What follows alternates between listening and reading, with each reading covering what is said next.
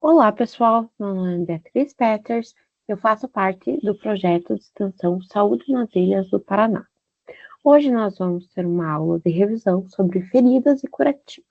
Vamos lá? Bom, vamos iniciar falando sobre as fases da cicatrização. São três fases, entre elas a inflamatória, a proliferativa e a reparadora. A fase inflamatória, ela começa já no momento da formação da lesão. Ela dura de mais ou menos de 3 a 6 dias. Aqui nós vamos ter aqueles sinais característicos de inflamação, que são os sinais logísticos, de dor, calor, rubor e edema ali ao redor da lesão. Terá uma agregação plaquetária, né, em que essas plaquetas e grânulos com fator de crescimento de fibroblastos, prostaglandinas e outras células chegarão no lugar da lesão. Para isso vai acontecer, né, uma vasodilatação e o aumento da permeabilidade vascular. Isso, a quimiotaxia, né, atrai os neutrófilos, que são células de defesa também para a lesão. Os neutrófilos, eles duram, ali vai chegar em 24 horas, né, e vai fazer uma destruição bacteriana.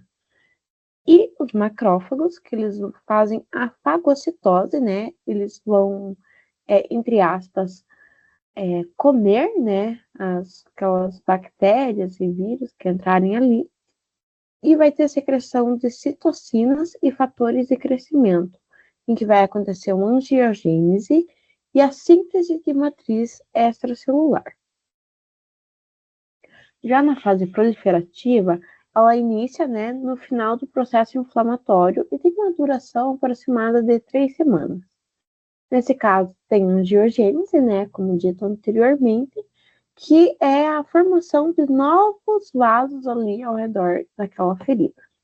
E vai ter a migração dos fibroblastos para o local da lesão, com uma contração da ferida. Esses fibroblastos, eles vão ajudar na proliferação celular, né, e de tecido de granulação. Já na fase reparadora, que é após a terceira semana do surgimento da lesão, ela pode durar de meses a anos. Isso porque vai ter a reorganização do colágeno e o surgimento de maior força tensora na lesão. Os fibroblastos e os leucócitos presentes na lesão vão secretar a colagenase, né? Que vai fazer ali a organização da matriz. O leito da ferida, que é na ferida nós temos a borda, né? E o leito, que seria a ferida em si. Ele vai apresentar uma predominância de tecidos de granulação, que é aquele tecido mais rosado, né? Que ele brilha, então ele é o tecido que a gente deseja. E com isso vai tendo a contração ali da lesão durante essa fase reparadora, de forma centrípeta, né? Ou seja, de fora para dentro, que assim vai ajudar, vai ter a redução do leito da ferida. Agora, passando um pouquinho para o timers, que é uma ferramenta para avaliar a ferida, né?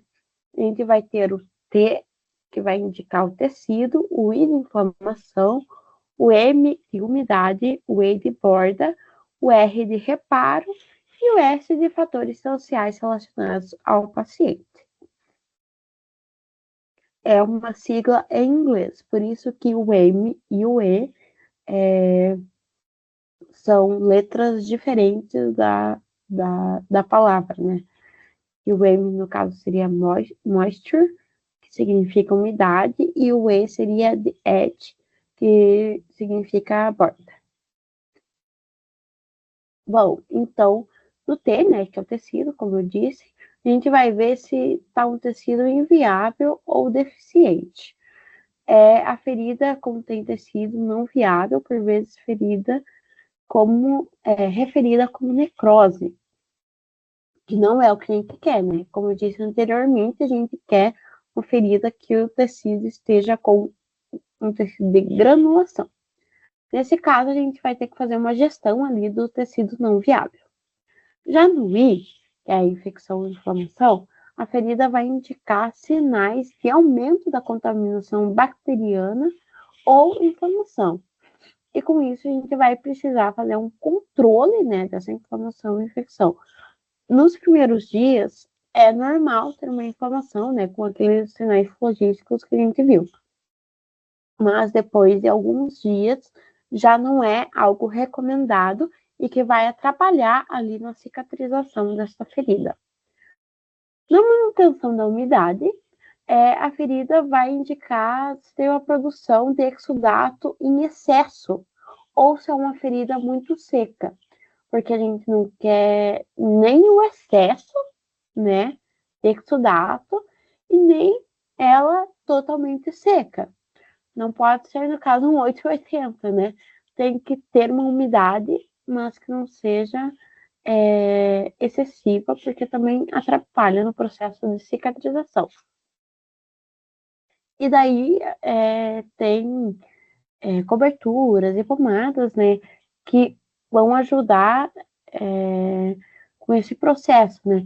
Se a ferida está muito exudativa, vai ter coberturas que vão diminuir esse exudato, ou se ela está muito seca, vai ajudar a ter ali uma umidade no leito da ferida. Já na epitelização, na margem não evoluindo, é quando as bordas da ferida estão comprometidas e a epiderme deixa de migrar pelo tecido de granulação. Então, nesse caso, a gente vai precisar fazer uma estimulação desse epitélio, né? No caso ali das margens, da borda. E a reparação e regeneração é quando a cicatrização está lenta ou estagnada, e mesmo após a terapia conservadora. Então, nesse caso, a gente precisa ter um encorajamento do tratamento adicional para o fechamento da ferida com o fornecimento de matriz para apoiar a infiltração celular, com estimulação de atividade celular, usando fatores de crescimento células-tronco. E o S, que é a situação social, seria a compreensão do paciente com a adesão, né? E a escolha ali em questão psicossocial, porque às vezes tem cheiro, né? O paciente se sente desconfortável. Então, tem que envolver o paciente com o plano de cuidado. Passando para o nosso próximo slide, né? Temos aqui as principais lesões e a diferenciação da úlcera venosa com a úlcera arterial. A úlcera venosa, como eu já disse, tem relação com a rede venosa, né? E ela tem características de bordas irregulares e leito de aspecto vermelho brilhante, devido ao bom fluxo arterial. A pele vai ser de coloração marrom e de temperatura morna ao toque, com veias varicosas e eczema. E ao avaliar os níveis pressóricos dos membros superiores e inferiores, existe também a queixa de edema, que é, no caso, inchaço, né? Que costuma piorar ao fim do dia. Já na úlcera arterial, ela é mais frequente nos artérios, calcâneos ou região lateral da perna, com uma aparência perfurante, né, que é ali diferente já da úlcera venosa, né, que tem o leito de aspecto vermelho brilhante.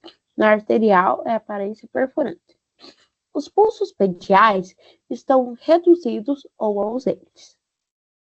E as unhas do pé estarão grossas e opacas. Vai ter uma dor intensa, principalmente ao deambular. Deambular, no caso, andar, né? Aliviada com repouso ou quando as pernas ficam soltas na posição sentada.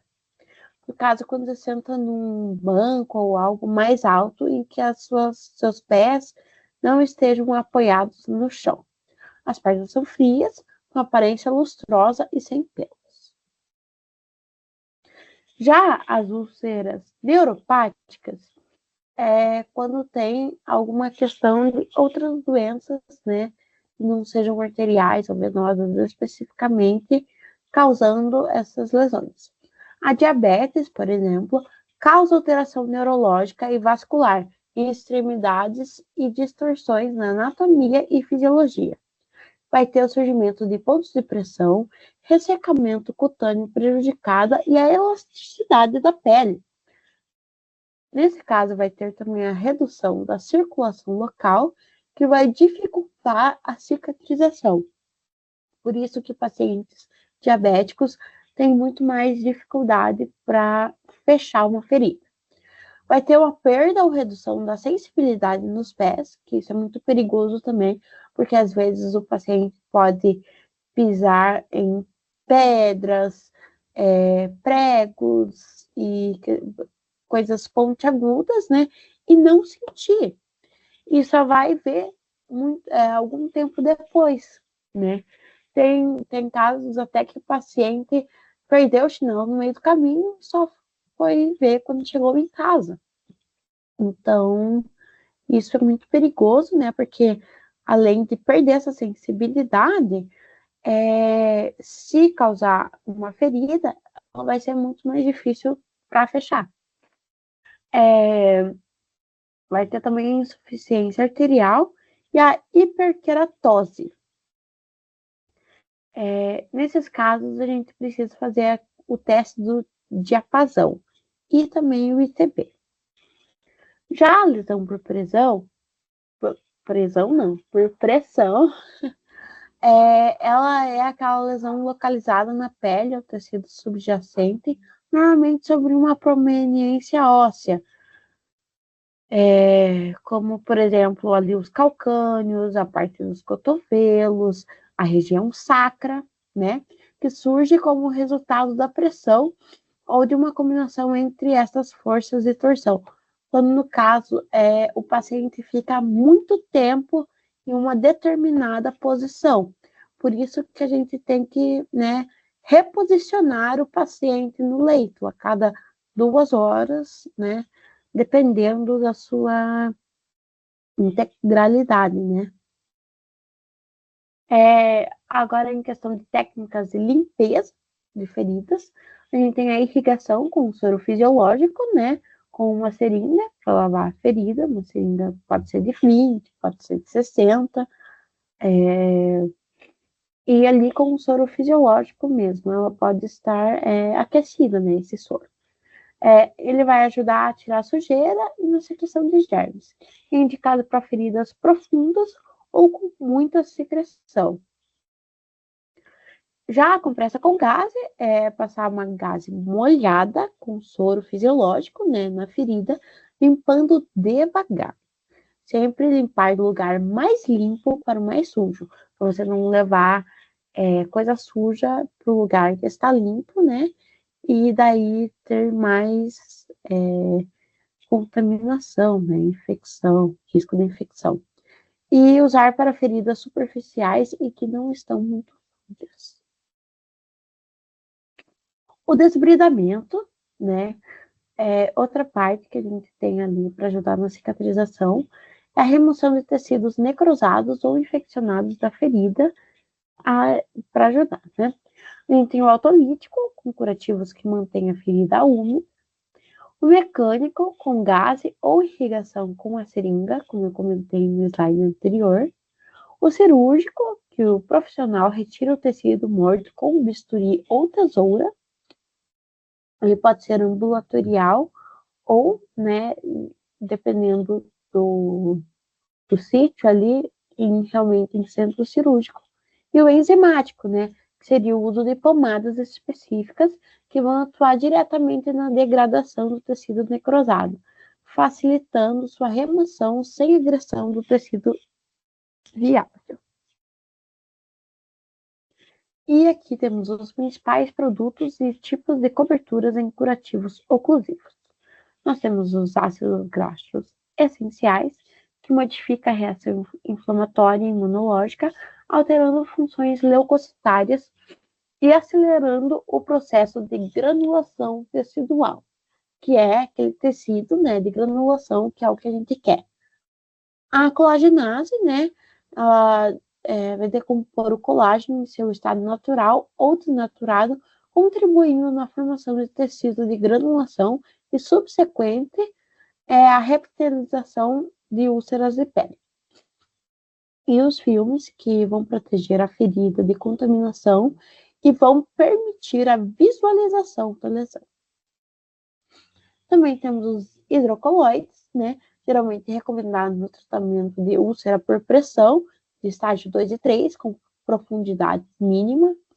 Os hidrogéis, que são lesões pouco úmidas e de média exudação, um tecido inviável, necrose e esfacelo, né? O necrose é aquele mais escuro, né? E o esfacelo é aquele mais amarelado. Ele estimula a granulação e epitelização a partir do meio úmido. E o alginato, por ser altamente absorvente, é recomendado para lesões com exudato de moderado a intenso. Fornece um meio úmido que favorece a remoção do tecido necrótico e exudato. As espumas promovem isolamento térmico da ferida e amortecimento, especialmente em áreas suscetíveis a maior pressão. São muito úteis para absorver exudato e podem ser usados em feridas cavitárias. O carvão ativado são para feridas infectadas ou não, com drenagem de exudato moderado e abundante. Essa é legal, que ela é capaz de controlar odores, então, né, cheiros muito fortes. A sulfadiazina de prata são queimaduras e lesões infectadas ou com tecido necrótico. E é bactericida, né? Essas foram as referências que nós usamos para essa aula. E é isso. Muito obrigada.